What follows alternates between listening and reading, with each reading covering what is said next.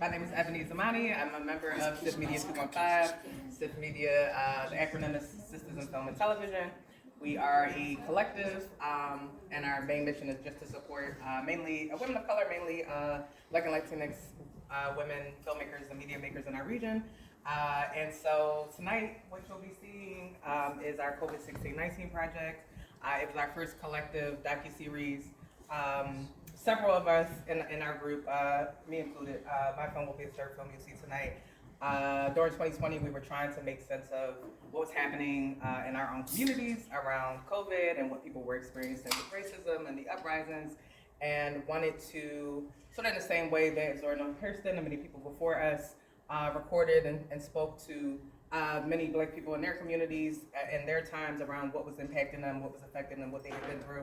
I wanted to have our own little time capsule around, what is happening in our communities at this time. How can we talk to people about what's happening? How can we support people around the work that they're doing? And so we were all working on sort of individual short films and came to realize that and wanted to come together to support each other and decided to make it a whole sort of anthology docuseries. And so you'll see a collection of 4 short films that are all speaking to different people of different backgrounds in our communities about the work that they were doing and are doing, but especially and specifically about where their lives were, what their work was in 2020. Some of them are here with us tonight. Shakira King is here with us. He's one of our community organizers that I spoke to in my film. Hodges is here with us. He was one of the people that Nikki spoke with for her film, The Last Responder.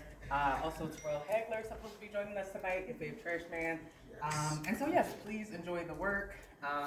Please stay afterwards. We're going to have a conversation moderated by Lois Moses, who is here with us tonight. After we see the films, she'll be in conversation with some of our guests, some of our interviewees about where they are, 4 years later. We want to have sort of a broader conversation about frontline work and those who did and are still doing the necessary work to keep us all alive and well and going. So thank you for being here tonight. Please enjoy, and we look forward to talking to you guys afterwards.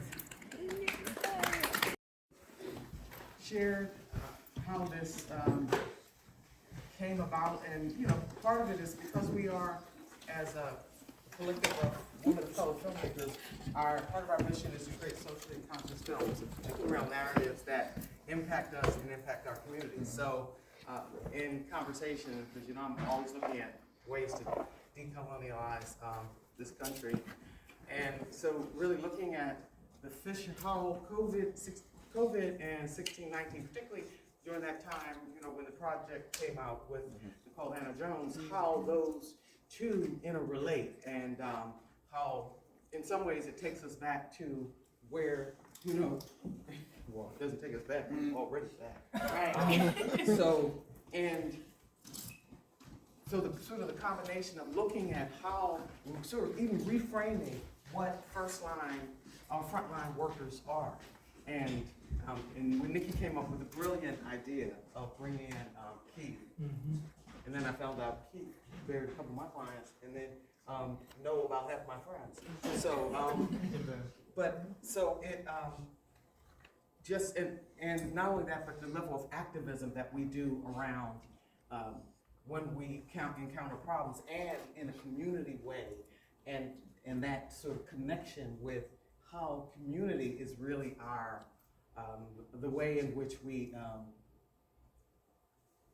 is really the genome of our soul, and how we not only survive, but thrive, and then potentially, hopefully transform.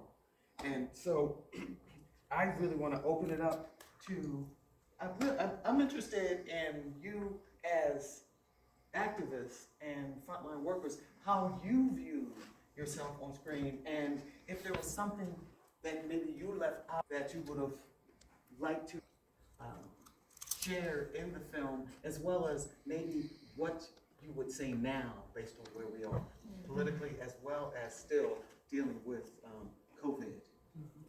Probably forever. Yeah, forever. It's real. Yeah. Okay. Hi y'all. Hey. Good evening. Let me just say this is the first time I've seen it because I got sick at an initial screening, and the only thing I was focused on was my eyebrows. I'm sorry. These eyebrows, girl. We was going through it, honey. But when I think about like what the time was, I was really being brave. Like I had no idea what I was going to do. Like I was lucky my two friends said, yeah, I'll promote this for you. I was very lucky that people were like, yeah, we can give Shakira $7,000 and it'll get to the people that it needs to get to. She's not a scammer. Like when I look back at it now, I'm like, wow, that was like an act of God. And it was an act of my people. It was for my mama who almost died. It was a saving grace for me for like I said, depression and like anxiety and like being locked in my house, and like the only saving grace I had was to walk up and down the street, but even that didn't feel safe. Mm-hmm. And then with the encounter on 52nd Street, I tell people all the time, I really could have died. Like it was not an exaggeration that tear gas canister flew past my head and was so close that I could feel the heat that came off of it. So it's not like I did this work to become this person, because, you know, it all faded away once we got back outside. And people, you know, even though I'm not being a good steward in this one, they're not wearing a mask and I should be, but, you know, people have gotten lax again, and we're now learning more about the virus and how it impacts us long term and what that means. My mother went from being a perfectly healthy adult to being a type 1 diabetic. Like COVID changed her physiology.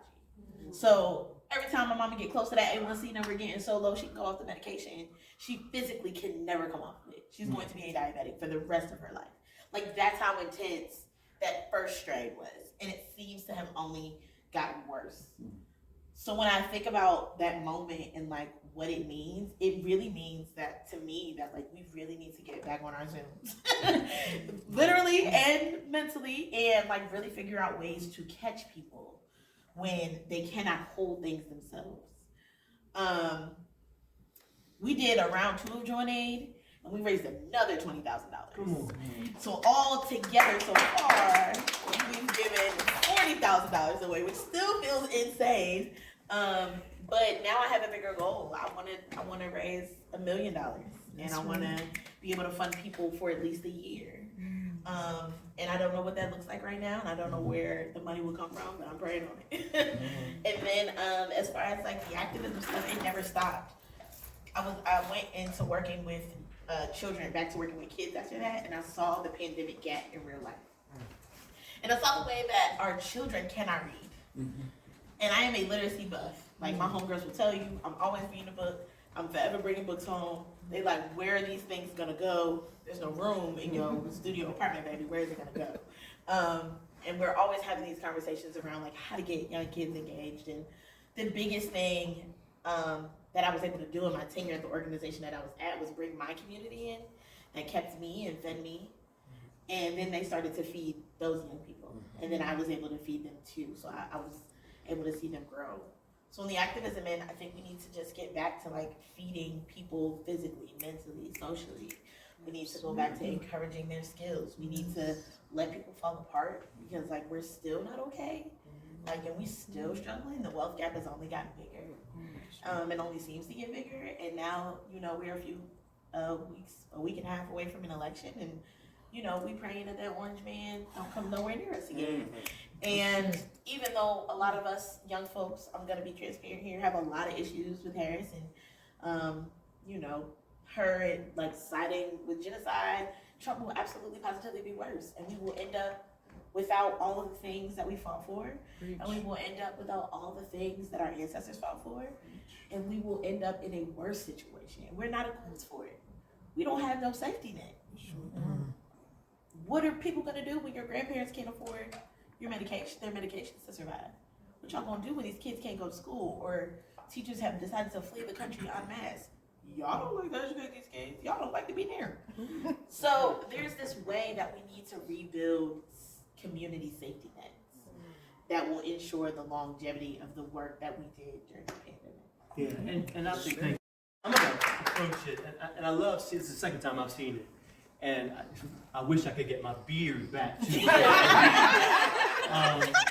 In 2020, yeah. Nikki, you captured it. It was thorough. I'm gonna approach it from two perspectives. I'm going to start at the beginning. I said that I was right where I was supposed to be for my village. And that is a word for all of us. If you knew my story, and we don't have time to trek all the way back, but what I know is that God puts you right where you're supposed to be ultimately, even when you're trying to figure out who the hell you are, right? So that's why I tell young people, go out and taste everything. If you feel like you can teach, try to teach. If you feel like you can paint, try and paint. If you think you can sing, sing. If you think you can direct, direct. If you think you can preach, preach. If you think you can be an activist, activate. That's not a real, whatever. Do it. Because ultimately, all of the pieces of your failure and successes will land you with the gifting that is sold into you, and you will be right where you're supposed to be at the time you're needed. That's right. The pandemic was a curse, but it was also a blessing. I don't know what everybody's faith system is, or if you don't have one, but only God could stop this planet. The one that created this planet was the only one that could stop it. And for a moment, we all stopped.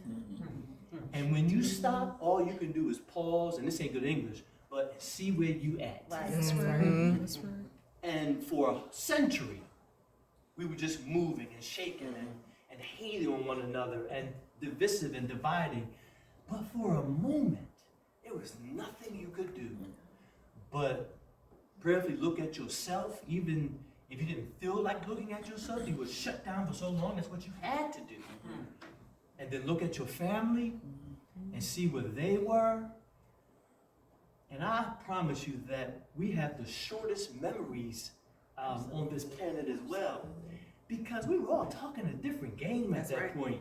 We were going to be different, and we were going to help one another. We were going to be unified, and we were going to march against that proverbial knee that was in our neck, George Floyd, but we were going to unify, and we were going to pass the Jawn Voting Rights Act, but we were about to be different. But sadly, I believe, and I'm not going to make this political thing tonight, we've navigated back. We're not going back, according to Kamala. We're not going back, but in some sense, we have gone back. And what I know about that period and season is that what you should have been doing, what we all should have been doing, is something our mamas taught us back from when they first came here. And it's an old thing, you've heard it before, is but you need to be putting your house in order. Because what funeral service does is remind each of us that we're going to leave this place. And when you leave this place, those who love you need to know you, know what you want, know what your expectations are, and you can't be selfish enough just to hold on to that thing, believing that I got tomorrow, I got tomorrow, I got tomorrow. Because just like COVID came out of nowhere, and it's an old adage, tomorrow is not promised. And so, my word for any of us is don't leave this place tonight the same way you came in here. Get your house in order. And let somebody have an understanding of what it is that you would like to have done when you transition to leave this place. So it's not a burden on your family when you do get, they get at the table. And I'll just close with this. And I think that there was a vulnerability and a transparency that came as a result of COVID. And it's okay to be scared sometimes.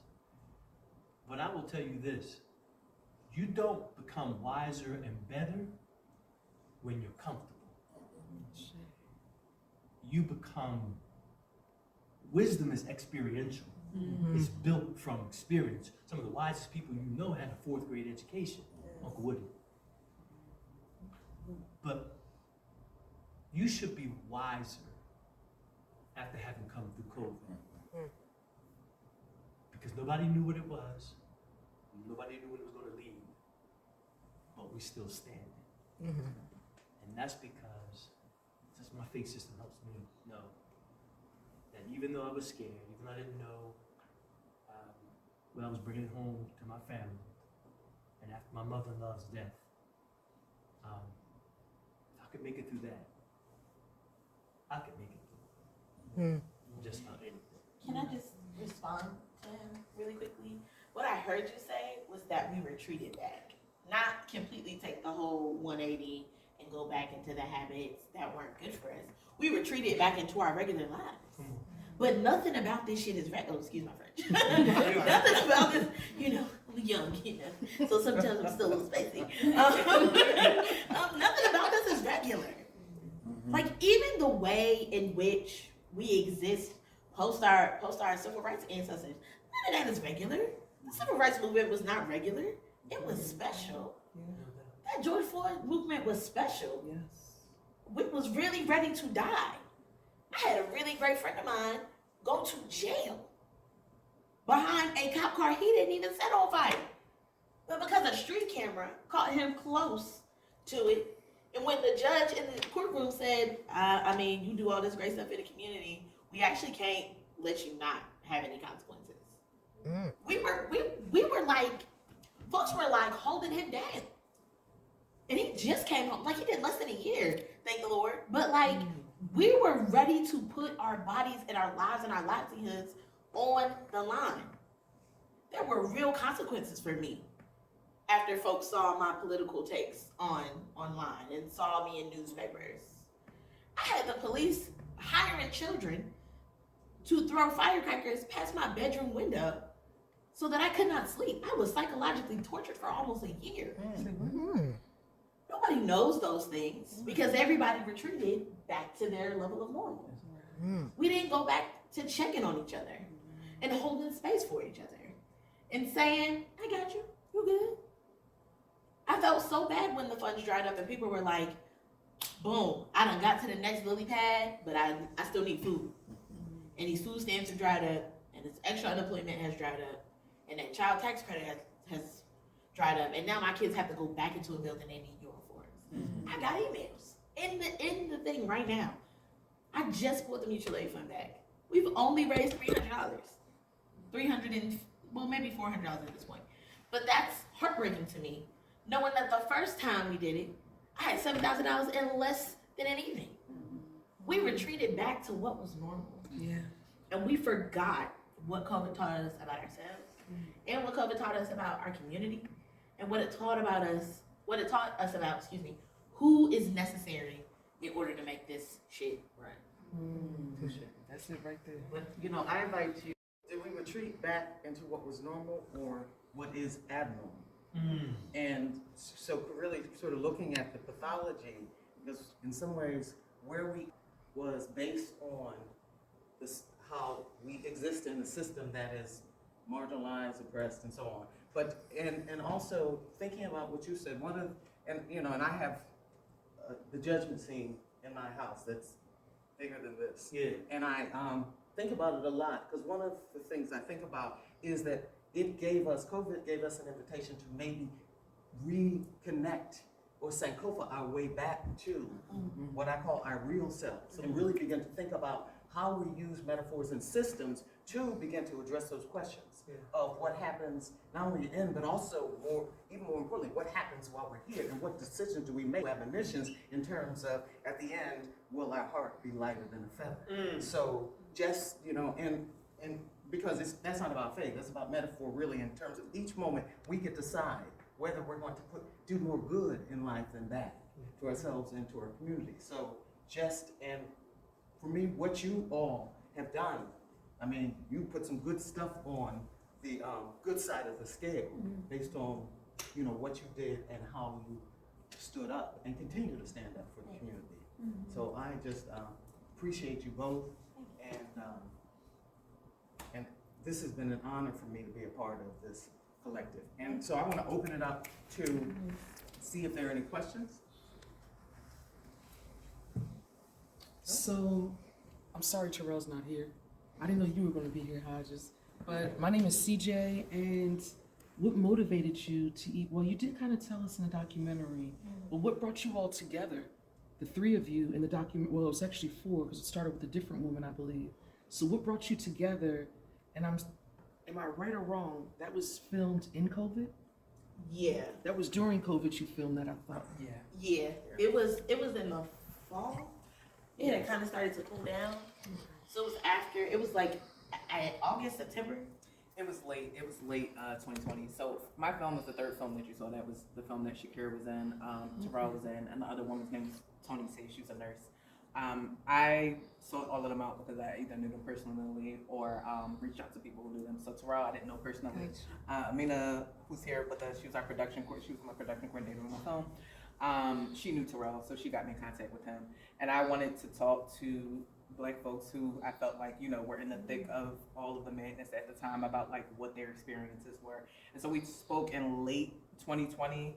We were doing our best not to just like be in the throes of what was happening at the time. It was late 2020. We were all masked. We had all tested, and just sort of went where they were at those times to talk to them about what the year had been like for them. But yeah, that was always the conversation that I had. Lois, Nikki, all of us who worked on the project, was always about, we were in conversation about like, you know, we have an opportunity to talk to her. You know, it's very rarely the case. The news, everything else is going to happen. Media is going to happen. There's going to be coverage of things. But it's so very rarely, we're usually most impacted by whatever's happening in this country. It's so very rarely the case that anybody talks to us about what is going on. What is it like for you? What's happening with you at the time? How are you feeling? How is this impacting you? How is it impacting your community? How is it impacting your family? And so it's been good to be able to show the films the last year or so, to just hear feedback from a lot of people around like, oh yeah, that was crazy for me too. Oh yeah, you know, this also happened to me. Oh, you know, how do I get in touch with Shakira and Jawn? How's Keith and his family doing? Like, you know, or a lot of people knew Keith. A lot of people were like, how did y'all get out with Keith? I love him. He married this person, that person, like, you know, all of that kind of thing. So, so we were intentional about that. Those of us who were on the filmmaking side of like putting the project together. Dope project. It was a collective ultimately that you see, but it was an individual approach. And so Nikki brought us together for that. Nick, did you want to say something about how you brought it together? No. Okay. Well, I want to say that Nikki was at my doorstep That's that true. day. That my mother was the person that he was talking about, our mother. This is my brother. And Nikki was at our doorstep the day that Mommy was put on the ventilator. And yeah, I'm a hugger, and I'm, you know, looking out on my back step at Nikki and her wife and my friends, my crew, and can't, you know, hug her, can't be consoled by her. So it even started, the pain of, you know, the distancing started way before. I couldn't run to my brother's house. I couldn't, you know, receive the support at that point of saying goodbye. So it was, you know, when somebody's sick and when somebody's ill, we go to each other's house, we bring food, we lock down and take care of each other, and all of that was lost. But Nikki was doing what she could to be at least on the steps. Yeah, the signs. Yeah, because we. Yeah. Yeah. And I'm grateful to see it. I think when you know better, you do better. That's and I know this was 2020, but like I had forgotten, you know, the Just how impact. intense it was. Yeah. And I hope you guys continue to run it, because we need the reminder to remember what it is we move through. Your mother's dealing with long-term COVID, and I was grinding so much that I had COVID, didn't know it, it didn't shut me down, but I've lost my hearing because of COVID. So I have significant hearing loss in this ear, and I have something called tinnitus or tinnitus in this ear. So I have a constant ringing.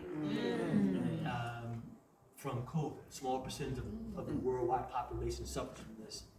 And so as I was grinding, this is the long COVID. that I got. And to So it's your real. got it. I couldn't go to the house. I couldn't get on because I don't drive. I'm a city kid. Like I take the bus everywhere. But or Uber everywhere. But I couldn't I didn't even feel comfortable hopping in an Uber and like going to my mom's house. I didn't feel comfortable, so I had to send GoPuff to my mother's door.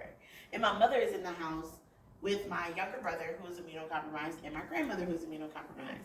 And they had to, thank God they didn't have to share a bathroom, but like they had used my grandmother, which after she had surgery, the like porta potty and put it in my mother's room. And my brother was responsible for caring for my mother in that way. Like I couldn't support them in the physical ways that I needed to. Like there was a night me and my mom were on the phone and I could hear her. And I was like, God, at any moment my mother may stop breathing. And she was like delirious and she was mumbling in her sleep. And I screamed through the phone. I was like, Mom, you have to wake up. And I woke her up out of sleep and I made her take her temperature. Her temperature was 103. And I was like, if it gets any higher, I'm calling the ambulance and meeting you at the hospital. Be damned what they say. But my mother was like an essential worker at the airport and couldn't take the time off to really get it. And then they did her dirty because her supervisor had it. They didn't tell any of the employees in her unit that her supervisor had it. And they all contracted it. And 3 of them, of the 5 of them died on that shift. Oh my God. Including the supervisor. So like, it was like, it became a dirty word. We weren't really talking about it. And a lot of like, now we're having a lot more like discourse about it. A lot of AIDS activists are saying, this is the same way we treated AIDS and skating. We sure did. That's right. AIDS was It's the actually same way we treated AIDS in the 80s. We haven't learned a thing. And I think one of the things that I'm so thankful for is like young researchers who were like, I almost gave up on this medicine degree, but I decided to keep it because we need this long COVID information. And people who are still doing the wastewater testings, like they're all online and it's not as accessible because the country has essentially shut those nationwide efforts down, but they still trying to keep their communities together. They're still trying to keep their children safe. They're still trying to convince people to go get the first vaccine. You know what I'm saying? Like the community work that's being done digitally and in person is the thing that's really keeping it from rearing its ugly head again in that very intense way it did the first time. So when you see a young person and you're like, okay, y'all might be taking this a little too serious. No, they are traumatized and they remember what it's like to like have your like Black children were the most, Black and Native children were the most impacted. They lost their parents at a rate 3 times higher than white kids lost their parents. Because white families had access to the gene therapies earlier than we had access to the gene therapies. We still don't have access to the gene therapies that would, maybe reverse the tendinitis in the one ear. You know what I'm saying? Like we still don't have the things that we need. And I'm really thankful that you said this was a great reminder and everybody needs to see it. Because like we do actually need to be reminded of the way that community held us up and holds us down. And I just want to add, because one of the things in looking at this, and I focus a lot on the historical enslavement and oppression of our people, but let's take away COVID. And if you notice, so many of those things are not only still present, and were here and are still here before and after COVID. In terms of the brutalization of the community, the when the sister talks about you can't have too much bass in your voice, the continuous, in my film I actually had a children's march that was from like 1960, 61, and then the march on the Women's March after that. So sort of correspond. And that's why I think for me the importance of this is understanding when there is a crisis, we gonna get it worse. It's gonna be bad. And until things transform, like you said, we don't have access. There are things that we don't have access to. And I'm not gonna get political here. But we know how crucial it is now because we know the circumstances are more dire than ever in many ways. Well, I don't know, because enslavement was pretty, pretty much the pinnacle. It still feels like a form of enslavement. Well, and that's what I'm saying. So the stuff underneath COVID just in some ways highlighted what the fissures or what the inequities and injustices and what the lack of access and opportunity was. But I think, Sister Behind, you had a question? Yeah, I was just thinking about the fact that a lot of the kids who were like in high school or what have you are now in college, some of them, not all of them. And like during the pandemic, like it afforded the opportunity, like I'm a professor at Rutgers, but I was able to teach a COVID-19 and Black workers course at Spelman. And we've been doing that over the years, but we know we've been seeing the differences that Kira is talking about, the difficulty of just baseline, you know, assignments that you would do, what have you. And I do wonder how much, you know, I think about the film and I'm like, you know, what access is there through educational institutions, particularly HBCUs, to be able to screen these in the classes? Because I think the students probably have a lot to say, but need a prompt to get back to a little bit of what it felt like. Yes. Because I don't even think we scratched the surface on some of the trauma that they have that they dealt with. And I think it could, you know, be animating in terms of like what they do or how active they are, what they, you know, the ways that they think about what it means to care for each other, and building on it, because we do need more student organizations, we need more youth organizations. We need those things. A lot of the ones that we did have that were preparing kind of the folks who are in my generation, they're gone. And so being like intentional about like highlighting some of the different things that they've experienced, I just feel like would be important. So. Could I just say something real brief? I'm not gonna tarry too long. I love how churchy you are. But It's my favorite thing. yeah, and you got 3 closes. Exactly.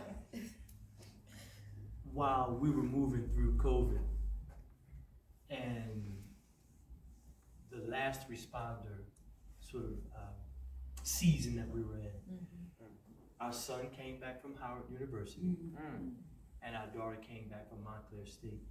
Went to Montclair State. So what they experienced was almost like a death. And after death follows grief. And that's exactly what they as young people were navigating through, was grief. Denial, anger, great loss, and there was no mental awareness approach to what it is that they and so many young people are dealing with. Because when you experience death, you need grief counseling. That's right. To help build you back up again. Yeah. And so that's why everybody's getting high. Alcoholism is on the rise. Drug, whatever. Sexual, whatever. Yeah. All those things, because they need something. And still need something. To this day.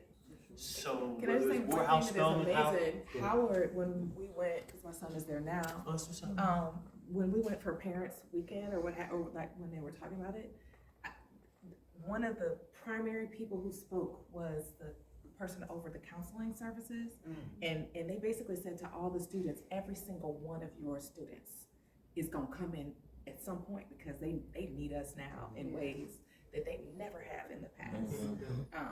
And I think that piece around like giving more permission or for more resources to actually use these places where we have hubs to address it, or the potential to address it. That again, this film gives us a little bit of like, hey funders, I mean, stop asking what you need, like we need. that's what really matters.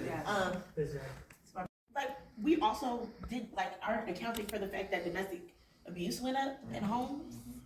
We're not accounting for it. Like when I was talking about the backdoor meeting, I'm gonna be honest with y'all, it's my favorite piece of tea to get. When I was in the film talking about that backdoor meeting, I was talking about y'all's now mayor. Right, I thought so. We were sounds like her. We were sitting in the basement of a church 6 feet apart. And I never forget it. Councilperson Kendra Brooks had just got on city council. Kendra's first term. And Kendra came out the gates swinging. And she was like, we need a rent moratorium. We actually need rent forgiveness. This other city that's smaller than us did it. We got the money to do it. Let's do it. And all the city council was like, no, absolutely not. You radical leftist? No. You crazy little black lady? No. And I looked Sherelle in her face and I said, and who else? Darrell, right? Because he wasn't going to stop the tax abatement. And that was on the table at the time, to stop the tax abatement when corporations come in and build, you know, they get that 10-year free thing, which the Sixers are also trying to have. So, you know, boycott the Sixers this year.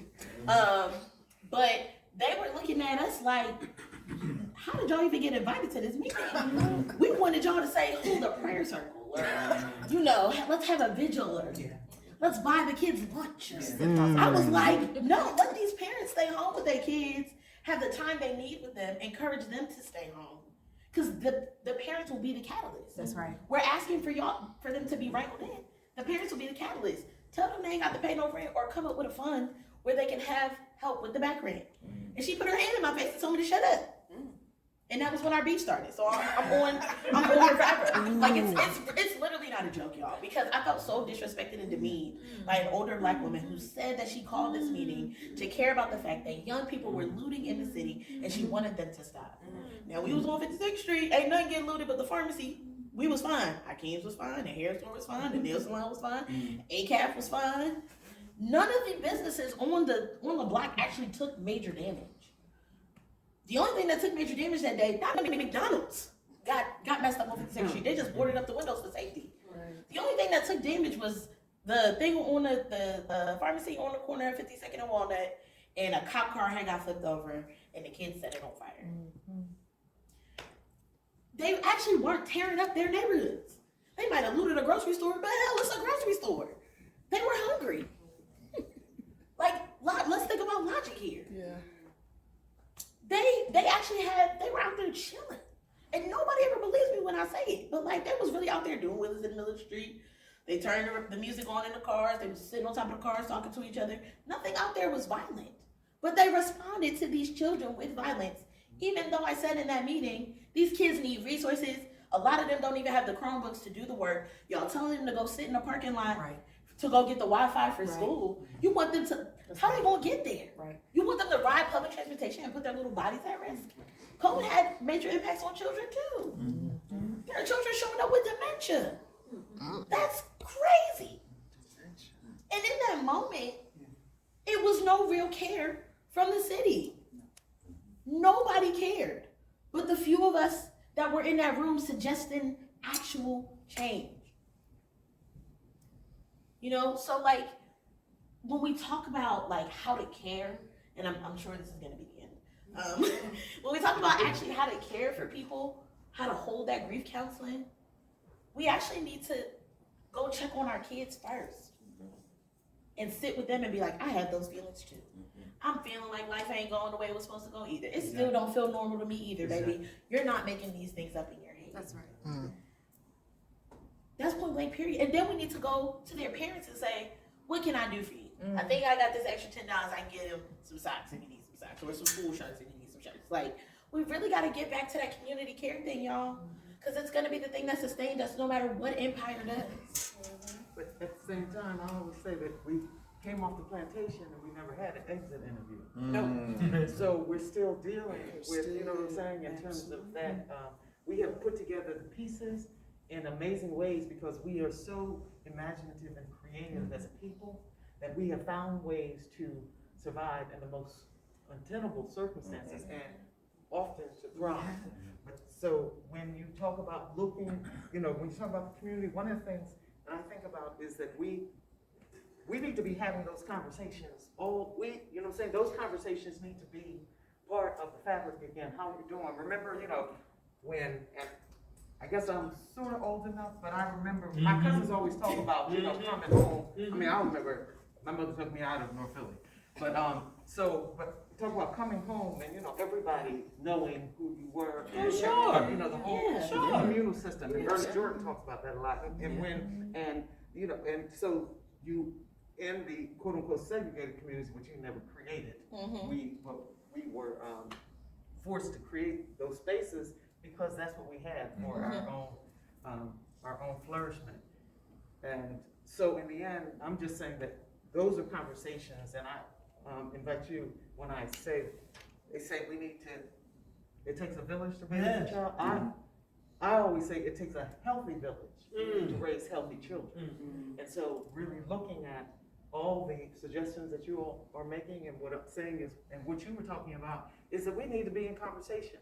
to be really honest and authentic about our children, and to Sankofa their way back to knowing their authentic history. And why this is so important for me, this film, more than anything, is that we have to author our own narratives, because we know what has been said about us and to us.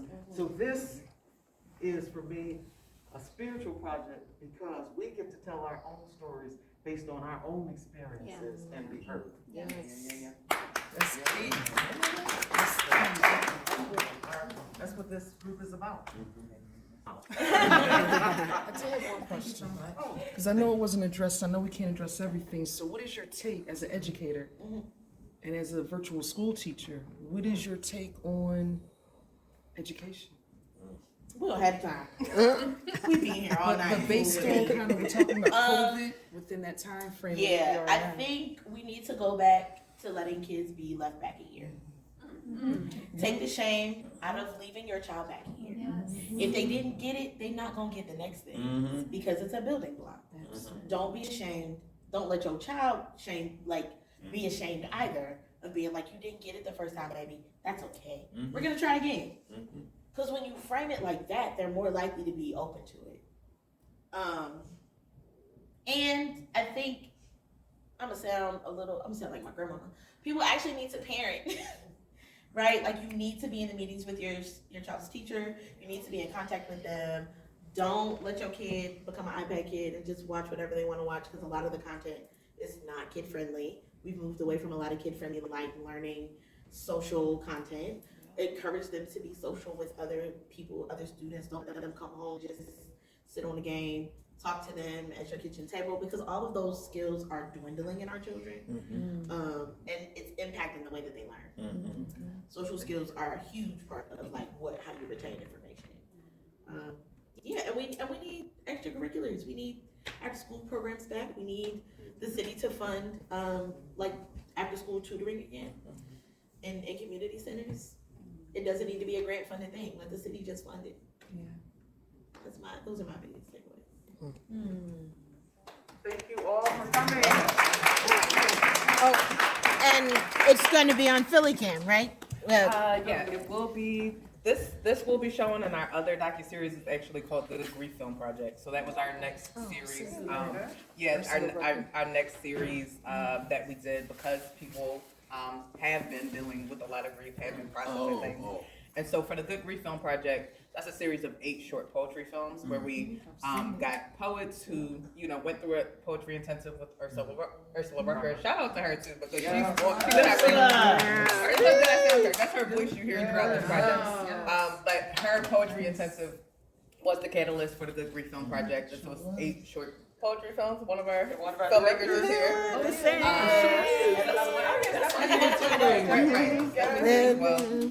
But we'll be showing that next September, Saturday, November 9th. No, it'll be at Philly Mocha. That's at 12th and Spring Garden. So that's where their event will be, and it'll actually be in collaboration with the Thread Visual Art Collective. They have a whole grief project that they've been doing as well. They have a phone line in Vernon Park right now. It's really good. It's really good. So it's going to be a collaborative where we show the work. They're going to share their visual art, and we're going to give people space to process their grief. So